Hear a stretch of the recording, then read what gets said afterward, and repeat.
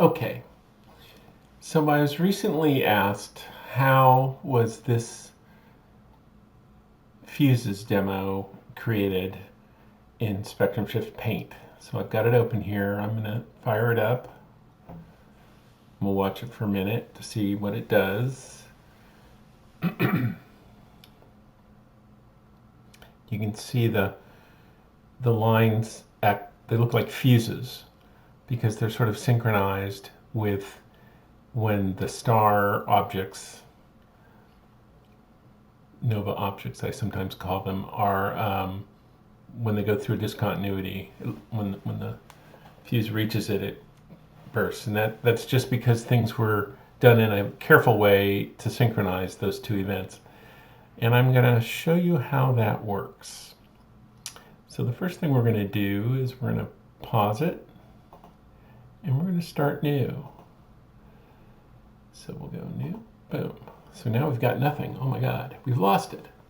But we can easily create something similar.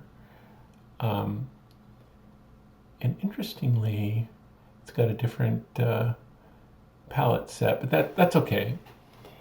So I'm going to open up the nova object. That's this thing here. And I'm going to pay a little bit of attention to this first parameter, which is called phase delay, and it's set to 0. So I'm going to click on it. Close that for a second. Now I'm going to draw a line that ends at the center of that one, and I'm going to have the phase delay, which happens to be 0 for this one.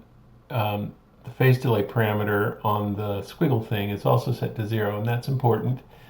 And I'm just going to draw a line from the center over here to the bottom, and there you see. So now if we do this, we can start the animation. You see it went right at the beginning, and here's the fuse coming up at it. I maintain because the phase delay on both objects was set to 0, they're synchronized, and you see there's the case. So now I'm going to pause it, and I'm going to draw another nova object. But I'm going to make it a little bit smaller, and I'm going to zoom out on it a little bit, and I'm going to delay the phase so it's like 3 seconds later. That's quite a bit later, but that's okay.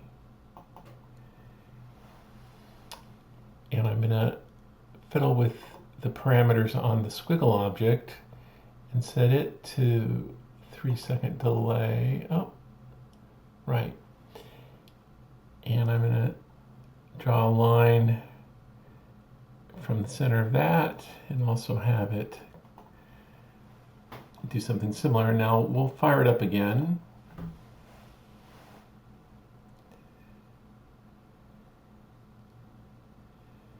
I maintain that the big one's going to go a bit before. There it goes, and you see here they go again, and boom.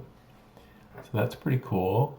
We'll pause it now, and then let's create some smaller stars, and we're going to delay them a little bit, just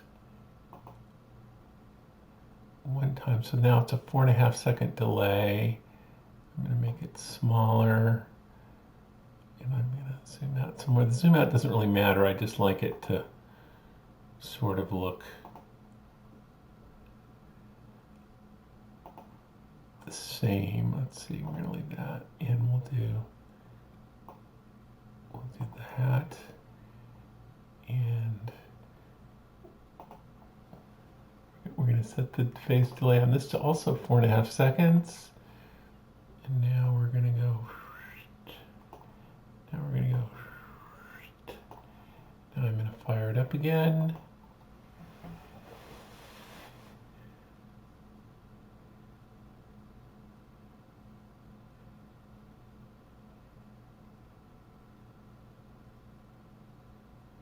So you see it's very easy to do.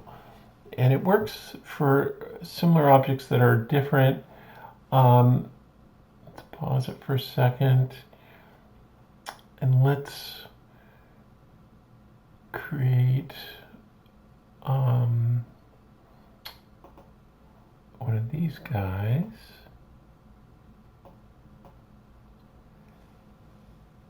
And so that's pretty seriously zoomed in. And since the phase delay on this one, oh, that's 9 seconds, so I don't really want to do that. We're gonna back out. And we're gonna set the phase delay on this one to 4.5 seconds.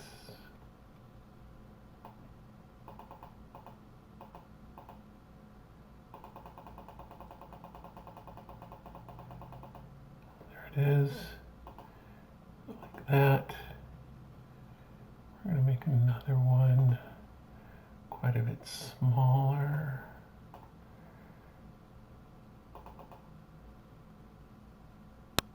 Okay. And this thing is still, so you see it's kind of tedious. That's the joy of so many things.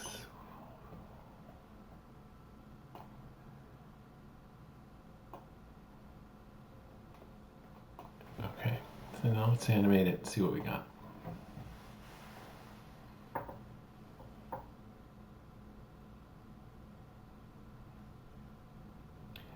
So these phase delays allow you to synchronize a lot of things, and in particular this weird effect.